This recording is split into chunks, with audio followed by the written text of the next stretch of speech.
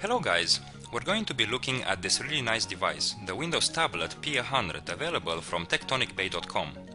The tablet comes with this black protective pouch that can also be turned inside out to use the red side if you like that one better.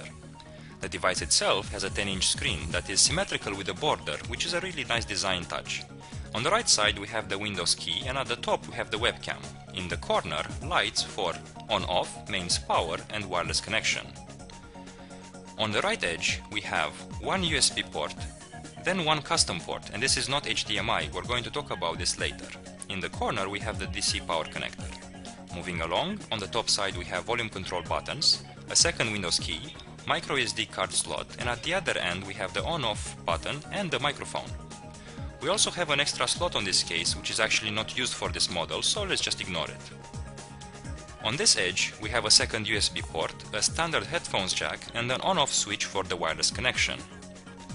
On the fourth edge we don't actually have anything, and on the back of the device we have the two speakers, which are actually positioned at the bottom, so let's rotate this. At the top we have the cooling slots and the reset button in case you ever need it. The device has this metallic looking finish and weighs 935 grams. That's pretty much it about the physical features of the tablet, and now we can have a look at the software. The tablet runs with Windows 7, so you have no restrictions in terms of what you can do with it, unlike some other devices. It also has two USB ports, again unlike some other popular tablet out there which we shall not name. In terms of resources, this tablet features a 16GB solid-state hard drive and an Intel Atom CPU at 1.66 GHz. It also has 1GB of RAM. The internet browsing is very smooth and fast, made even better by the Google Chrome browser. We are currently on the local Wi-Fi of the office, and as you can see, everything is loading quite fast. The touchscreen is very responsive thanks to the capacitive screen, which is limited by Windows at two touch input points, 1 and 2. One feature worth pointing out is the ability to run Flash content, so let's go to YouTube. We can get the on-screen keyboard. Again, this is possible due to it being a Windows tablet and no restrictions are in place. So let's click on something random. And we have our Flash content loading and running as soon as it buffers. I was pleased with the performance of the device. It takes about 50 seconds to turn on, and the battery lasts at least 3 hours at continuous use and full brightness. In conclusion, this little device boasts an impressive performance, including HD video playback. Let's open this shortcut. I want to show you how it runs this HD video file, which is not even stored on the tablet.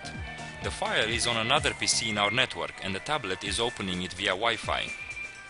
The video quality and colors are impressive, and probably this video review is not doing it justice due to our camera being low quality. Obviously, you can load your own files from an external USB memory or an USB external DVD drive.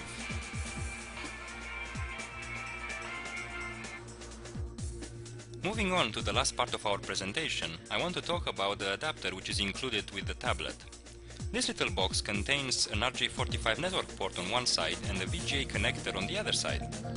The whole thing plugs into the custom port I have mentioned earlier. As you can see, the tablet detected that it has a new network card. Now, this is my wireless keyboard receiver, not included with the tablet. I just want to share how I personally use the device.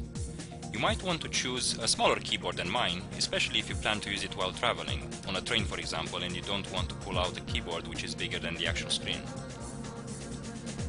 As you can see, I have started the browser and using the keyboard from now on for my typing requirements, especially useful if you choose to install a word processor like the one from Microsoft Office.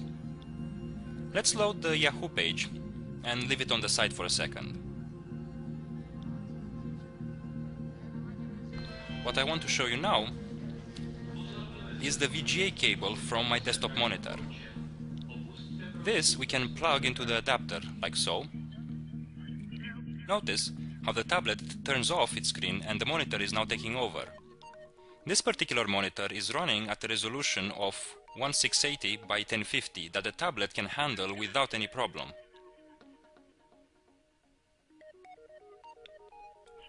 For all intent and purposes, I now have a desktop PC, but I can still use the tablet as a giant trackpad if I would want to.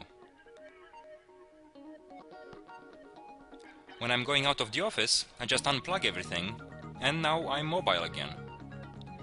I hope you found this review interesting. Thanks for watching, and goodbye.